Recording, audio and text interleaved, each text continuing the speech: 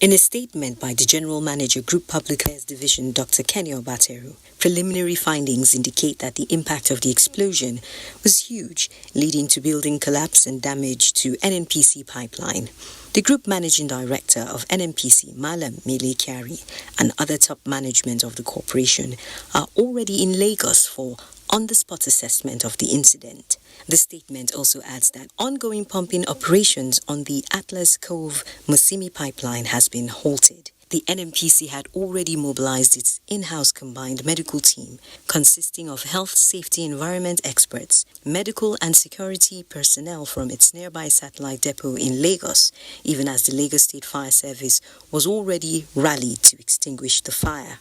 Urging members of the public and affected communities to remain calm, the NNPC spokesman says the temporary shutdown of the petroleum products pipeline would not affect the normal supply of products to Lagos and its environs.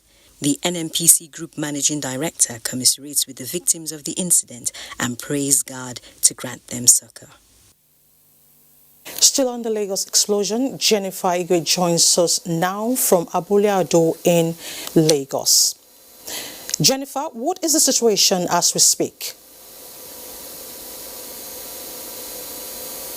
Thank you, Elizabeth. There's relative calmness around this area now, unlike earlier in the day when there is chaos and a lot of rescue operations were on. But we still have the firemen still trying to put out the fire, which keeps, in fact, in spite of efforts they've made, somehow it's not going out, but they are still on it. And the police have tried to do something really important, because the crowd was just a challenge, and they've succeeded in getting the crowd away by cordoning off this area and ensuring that people stay away.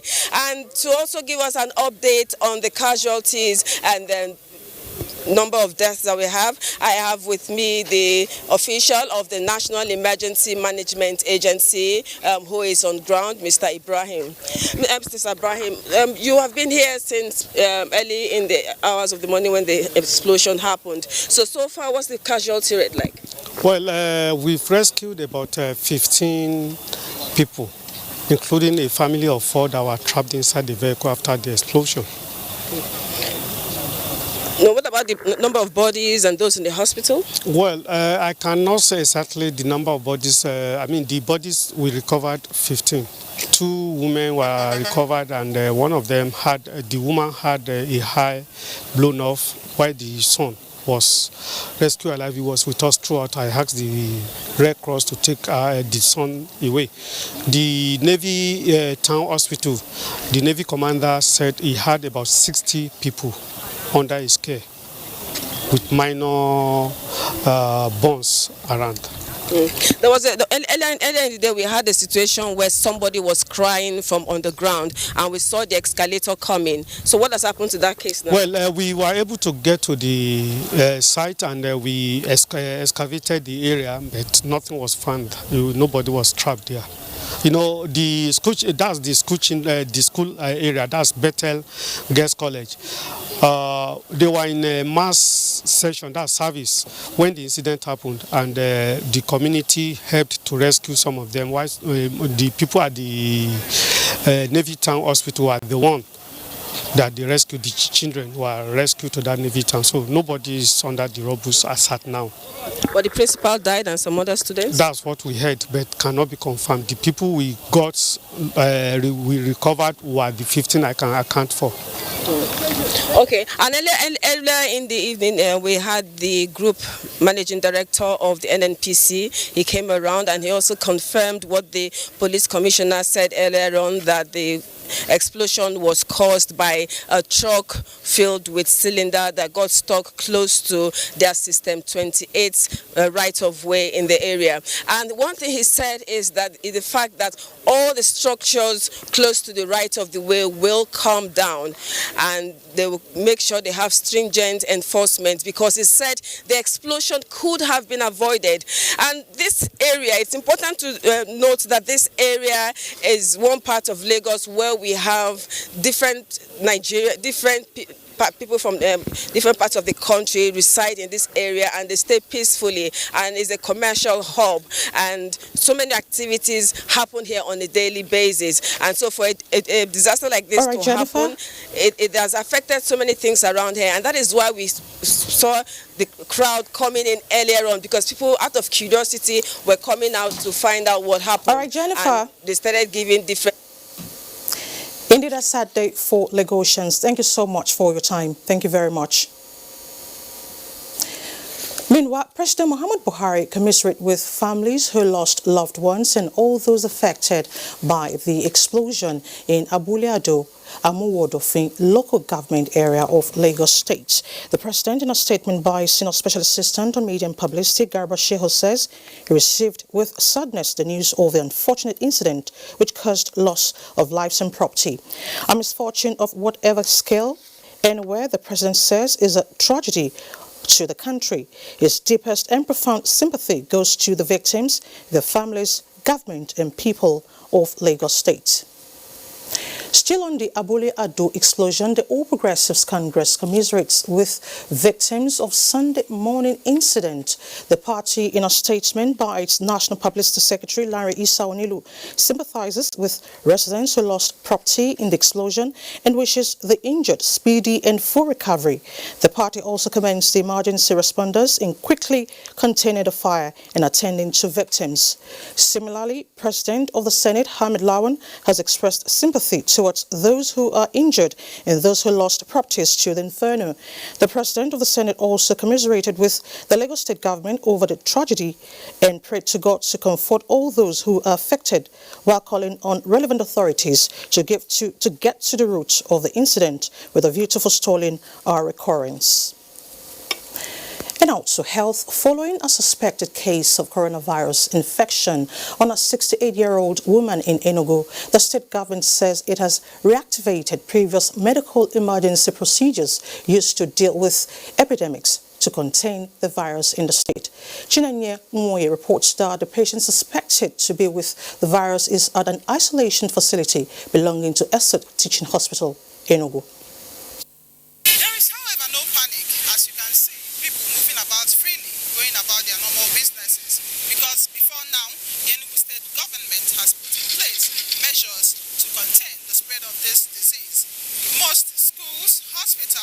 Public offices and organizations in Enugu State have before now adopted hand and respiratory hygiene to contain the spread of the coronavirus. Meanwhile, a press release issued by the Enugu State government, signed by the Enugu State Commissioner for Information, Naelugochi De Aro, says the suspected patient is very stable in the isolation center and is receiving the best available medical treatment by a team of professionals from the Enugu State University Teaching Hospital and the Enugu State Ministry of Health. It also says the state government has released a cash sum of 20 million naira to the management of the state isolation center to ensure that the center is optimally ready to deal with this situation and any emergency that may arise. The state government assures the people of Enugu State that there is no reason to panic, as they are encouraged to ensure the highest level of personal hygiene, including the regular hand washing and use of sanitizers in public places.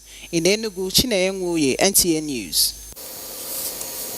And joining me live in the studio now is the Minister of Health, Dr. Osaige Ehanire. It's nice to have you in our studio. Thank you. Good evening. All right, Nigeria has been on top of the situation in containing COVID-19. What is the latest development, especially with the news from Port Harcourt and Enugu? Well, we have been on the case. We intend to stay on top of it, but we are keeping our eyes very wide open and our ears also very wide open. With regard to the patient who came into Enugu, actually came in from the United Kingdom on the 11th of March and moved from there to Owerri before she was transferred. We do not have a confirmation report yet on the test that is being done, but it will take a few hours to get the result in. But there are very many symptoms that will mimic whatever we think coronavirus is, and it is a good sign that our doctors are on the alert and they have a high index of suspicion. Okay. Now, we are aware that checks have been mounted at the different entry points. So how effective has this been in containing the virus? The coronavirus is not indigenous to our country. It is imported, and in most countries where it has appeared, it has come in from another country. So our checkpoints are largely the international airports, not domestic airports. And at the international airports, we have the first line of defense, which are the Port Health Authority, Port Health Services, who carry out the usual screening that is by now very well known, and also fill in a self-reporting form that tells us where you are coming from, the countries you have visited, and also if you have any symptoms. And we also take your address and your phone number and keep in touch with you.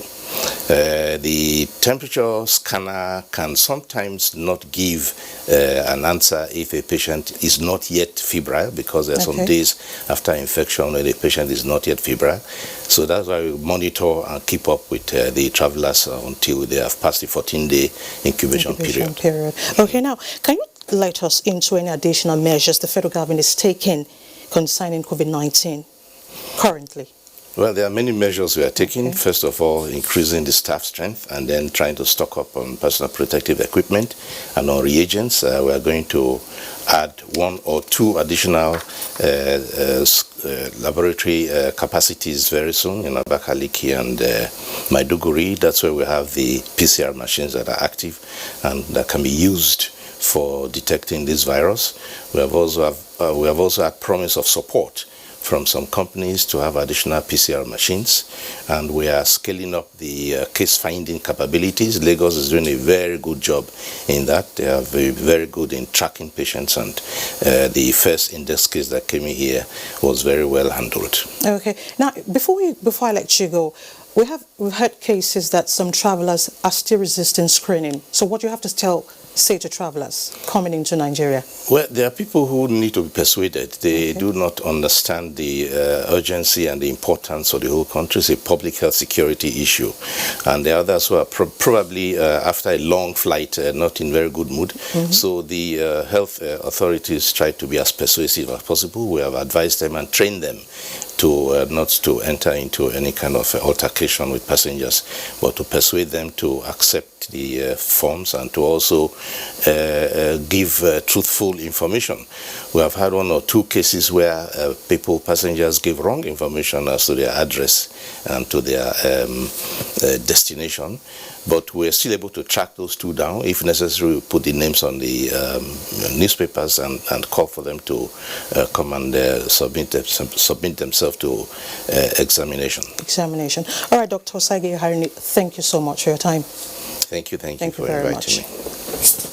Let's not shift our attention to infrastructure. The federal government promises sustaining infrastructure development across the country to stimulate economic growth and well-being of the people. Minister of Works and Housing, Babatunde Fashola, gave this indication while inspecting progress of work on the multi-billion naira local Oweto Bridge across River Benue, linking Benue and Nasarawa State. Achigili Magaji reports. Awarded in 2011 at the cost of 49.155 billion naira, the bridge is to, among other things, to reduce insecurity in the corridor through increased commercial activities. The locals say they are excited. Before, when they haven't done the bridge, we are not selling like before. But now we sell more and we have more customers. Before the bridge, the town has no development. But for now, there are so many achievements. The minister notes that funds will be sourced to complete the 74 kilometers road linking it from Nasarawa axis, given its critical nature to the region. This is the bridge that crosses the River Benue, while the second Niger bridge is also going on. So there are 2 major bridge interventions across the 2 largest rivers in the country to improve national integration. So it's going to develop into a major economic route for Nigeria. It has started witnessing activities by travelers in local Nasarawa State. Achigili Magaji, NTA News. Now to security. The Nigerian Air Force says the Air Task Force of Operation Lafia Dole and Operation Decisive Edge has successfully destroyed some logistics facilities and other structures belonging to elements of the Islamic State of West Africa Province, ISWAP, at Bukar Meram on the fringes of the Lake Chad in Borno State. In a statement by the Nigerian Air Force, the attack was executed on March 9, 2020 on the heels of intelligence reports indicating that the terrorists had resumed using the settlement to store their logistics supplies. Similarly, on March 11, 2020, fighter jets and a helicopter gunship scrambled by the ATF to provide close air support to ground troops at Gubio neutralized an ISOP gun truck and some of the fighters as they attempted to beat a retreat after they were defeated by a combination of air and ground fire. Meanwhile, the Nigerian Air Army says it will continue to encourage women to participate in operations across the country. The Chief of Army Staff, Lieutenant General Tukur Buratai, stated this when a delegation of women journalists paid him a visit at the Army headquarters in Abuja.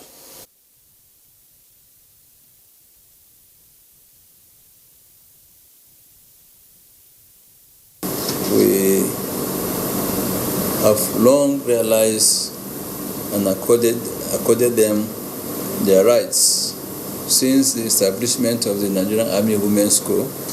As we've been told, they have participated in virtually all the roles being performed by men, by the male soldiers. We acknowledge your role in paving way for the inclusion of more women in the military, and we acknowledge the way you have remained undaunted in the face of challenges as we continue to roll our strategy to defeating our common enemy. The Army Chief advised women to be strategic in empowering themselves financially and educationally to further contribute to the development of the country. Have you ever heard the phrase sustainable consumption? Well, this is the focus as the world celebrates Consumer Rights Day. What does it mean? Victor Azu will tell us.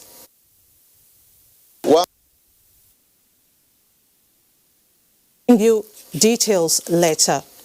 President Muhammadu Buhari says his administration will continue to support non-governmental initiatives targeted towards education of the masses of the country for even development. The president was speaking in a message to the Jibwis annual Islamic conference.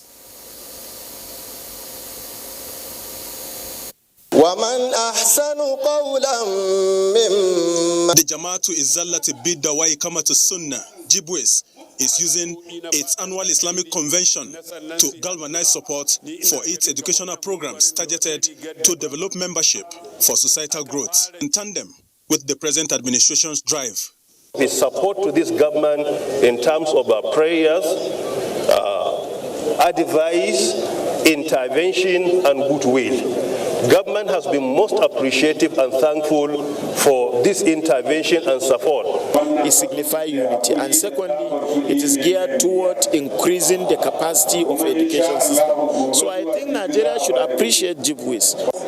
Teaching in practice, our people will come to order by the will of God. Is to boost our academic standards.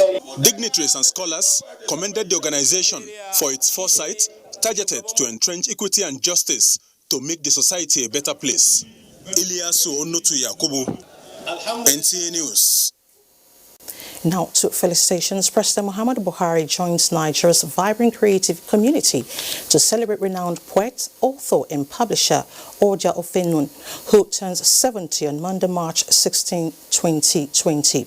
In a statement by the Special Advisor to the President on Media and Publicity, Femi Additional, President Buhari rejoices with the editor, dramatist and activist who served as private secretary to the Premier of Western Nigeria and foremost nationalist, Chief Obafemi Awolowo. The President extols Ofemun's resilient spirit, discipline, focus, and unquenchable love for knowledge, attributes that projected him into spotlight at a young age, bringing fame at home and abroad, while earning him many recognitions and awards that has brought honor to the nation and inspired others to greatness. Next is Sports Updates.